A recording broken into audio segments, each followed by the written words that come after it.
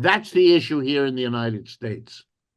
Will we develop a political force that can successfully explain to the American working class what their problem is?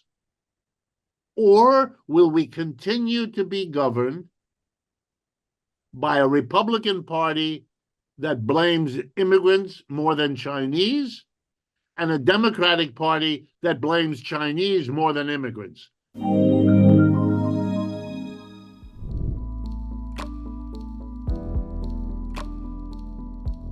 Neoliberalism, roughly from the 1970s to perhaps 2015, or some rough time like that, 30, 40, 45 years, that policy, neoliberalism, often referred to as globalization, was a policy in which the governments of Western Europe and North America and Japan eagerly supported a global free trade, no tariffs, minimum government intervention in the economy, support for corporations that relocated their business out of the country, internationalization. Governments told the people, you will be better off with free trade. Your standard of living will rise. Your job opportunities will improve. This was incorrect. It was bad economics then, but it was a very good rationale for what corporations in the West wanted to do.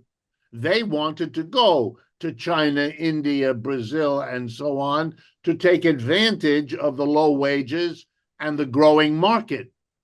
And in order to do that, they had to overcome the nationalism that was still a strong tendency in these countries.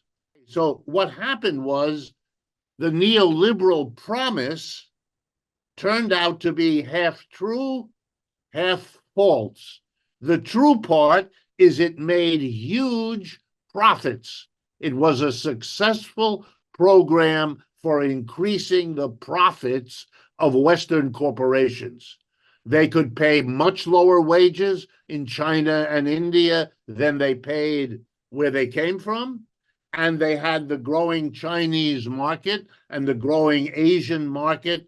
And so they had tremendous profits. That's why you saw a boom in the stock market in the West, because it was the only institution where you could see the profits producing rising wealth. But I like to remind people that in the United States, the richest 10% of our people own 80% of the shares on the stock market. So successful profiteering is only good for the top 10%, not for the masses. Meanwhile, for the masses, it was very bad. Millions of jobs working in manufacturing disappeared in the United States. Whole states out of the 50 states in the United States, whole states basically collapsed economically. Their industries disappeared, their jobs disappeared, their unions lost membership, they were forced to become low-wage service economies that they had not been before. It has been a trauma, a political, ideological trauma. And over those 40 years, I'll give you one example. In 1970, presidents from around the world, if they visited the United States, were taken to the city of Detroit. The city of Detroit was the center of the automobile industry in this country. Ford, General Motors, all of that. And it was a booming city. It had 2 million, which was very big then, 2 million people, a very successful labor union, the United Auto Workers, and all of that. Today, Detroit is a disaster. Its population has dropped from 2 million in 1970 to 700,000 today. That means that more than half the people in that powerful, successful city are gone. It is now a city 1/3 of abandoned housing. No one lives there. No one can afford to live there because there are no jobs. So that's an extreme example. But other large cities in the United States, Cleveland, Wilmington, Delaware, parts of Chicago have similar, Buffalo, New York, have similar histories. And it is, for the mass of people, it has been a very difficult time. And so they are the losers of neoliberalism, but they are also the vast majority. And it was only a matter of time before an opportunistic politician would begin to see opportunity in speaking to the millions of people who had been hurt by neoliberalism because it was a boon for the profiteers, but not for the mass of people. That's our politics today. Mr. Trump simply rides on the wave of hostility to what has happened to the United States. We are now making it clear to China that after years of targeting our industries and stealing our intellectual property, the theft of American jobs and wealth has come to an end. They don't understand, because very few people teach it here, how to understand the world economy shifting. What they know is that their position in large parts of the United States are gone. The future for their children is not looking good. The prices, we've had an inflation here. The cost of higher education is out of reach. You cannot get a college education without taking on huge amounts of personal debt, you or your parents or your family. It's a whole new world here. And for the mass of the working class, not a good one.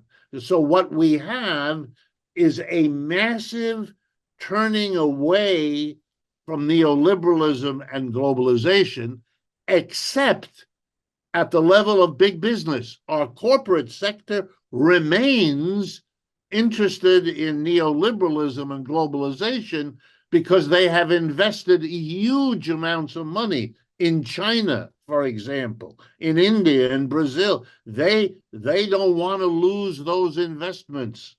That's very important to them. So they support the Democratic Party and Mr. Biden, hoping to keep that. But the mass of the working class is not supportive of this kind of program, and they are turning more and more nationalistic. Even Mr. Biden has had to impose tariffs, for example. Mr. Trump began it between 2016 and 2020, and Mr. Biden, who wanted to get rid of it, could not. He had to stay in power, he had to become at least publicly nationalistic, put heavy tariffs against, above all, China. Millions of Americans who have been the losers of neoliberal globalization for decades. They are very unhappy.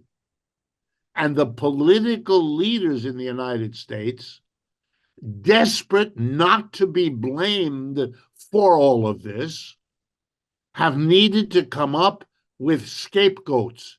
They have needed to come up with an explanation for the mass of people that blames somebody other than the corporations and the political apparatus that they own in this country. So they've come up with two major scapegoats. One of them is immigration. They have gotten Americans to believe that the immigrants, particularly those that come from the South, come up through Mexico into the United States, that they are the cause of the problems of the American working class. They have spent enormous amounts of time and energy and lots of money trying to make that case. And they've had to spend money and time because the case is ridiculous and silly. The United States is an advanced economy of 330 million people. The total number of undocumented immigrants in the United States is maybe 10 million, okay? 10 million immigrants, 330 million Americans. There is no explanation of the difficulty for the economy as a whole that can be blamed on those 10 million people, especially when you remember they are among the poorest people in the world, these immigrants. They come with nothing. They are men, women, and children with no money, barely able to put a shirt on their body to keep warm, okay? So this is outrageous, but it's the number one scapegoat. The number two scapegoat is China. And here you should understand also American political history. There are still many people who don't understand that the Cold War with the USSR is over. They still think of socialism and communism as frightening, foreign, evil phenomena. They do. And so because China is led by a communist party, it's very easy politically in the United States to say that China is an enemy. The real issue is the competition. Americans are now dealing with the fact that the Chinese produce the highest quality electric vehicle at the lowest price. Most Americans believe that the economic competition coming from China is intended to displace the dominant position of the world so that it's no longer American, it becomes Chinese. It's an evil plot to rule the world. This is how it is explained. And all kinds of people, including significant numbers of intellectuals, believe this. They don't know much about China. They don't know much about the history. They barely understand what happened in 1949 and the Civil War and the defeat of Chiang Kai-shek and all of it. They don't know much of that. Their understanding is that China is the evil doer. So, for example, they like to be told that the Chinese stole the technology from the West. The idea that American corporations exchanged technology for cheap labor and market access, which is what happened, they don't want that because that says that the corporations, with the support of the government, went to China, which is what happened. But they don't want that story. They want to be able to blame the Chinese. You could see it with President Trump. For the 4 years of his presidency, he explained that the tariffs were a punishment of the misbehavior of the Chinese. And he told the American people the Chinese would have to pay those tariffs. But of course, as a professor of economics, I had to explain to my students that tariffs are not paid by the Chinese. They're paid by Americans when they import. It's a tax called a tariff put on you by the American government. My students looked at me. They understood what I was telling them, but they had a really hard time because their president was telling them that the evil, bad Chinese are being punished because this story is very important so that the anger built up by 40 years of neoliberal globalization is focused on the Chinese and on immigrants. And the corporate leaders of America like that because they don't want to be the ones that get blamed. They don't.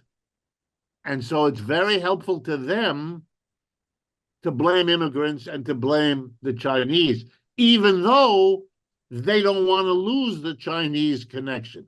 That issue, that's the issue here in the United States. Will we develop a political force that can successfully explain to the American working class what their problem is? Or will we continue to be governed by a Republican Party that blames immigrants more than Chinese, and a Democratic Party that blames Chinese more than immigrants? But both of them are perfectly happy to scapegoat both of them. And the Democrats add Russia, and the Republicans a little less on Russia, a little more on China. But don't be fooled by the details. And if you understand that, you won't be confused by the bizarre statements our politicians make or the political theater that they put on display. The reality is American capitalism is no longer the dominant capitalism in the world. It has to face that. The whole rest of the world is adjusting to that fact. China has to make a huge decision. The British Empire is over. The American Empire is declining. Will we now see a Chinese empire? Or will the Chinese be new and different in world history and say no more empires? Not Britain, not Rome, not Greece, not the United States, and not China. When Xi Jinping says, I want to create a multipolar world, this opens a whole new possibility. Remember, in the 20th century, the West tried the League of Nations.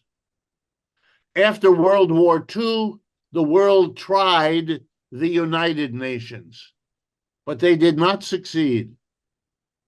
The question is, might the Chinese lead the world into a genuinely multipolar world? I personally, I hope so.